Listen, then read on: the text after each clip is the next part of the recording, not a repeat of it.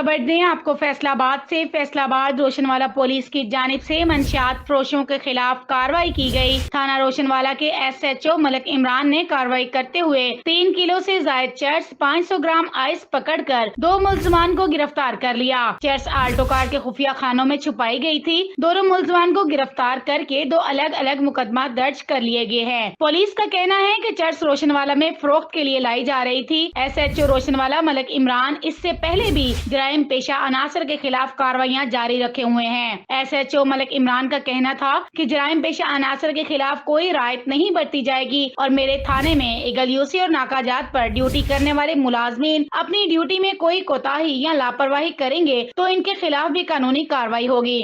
तमाम मुलाजमीन फर्ज समझकर अपनी ड्यूटी को सरअंजाम दें।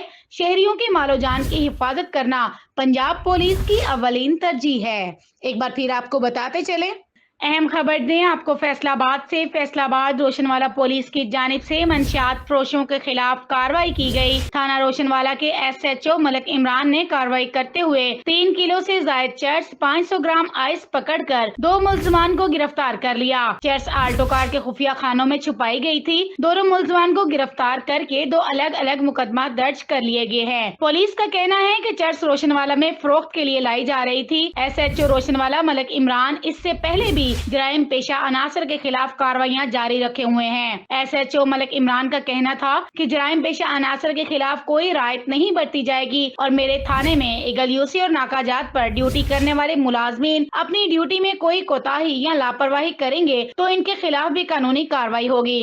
तमाम मुलाजमीन फर्ज समझकर अपनी ड्यूटी को सरअंजाम दें। शहरियों की मालो जान की हिफाजत करना पंजाब पुलिस की अव्वलीन तरजीह है।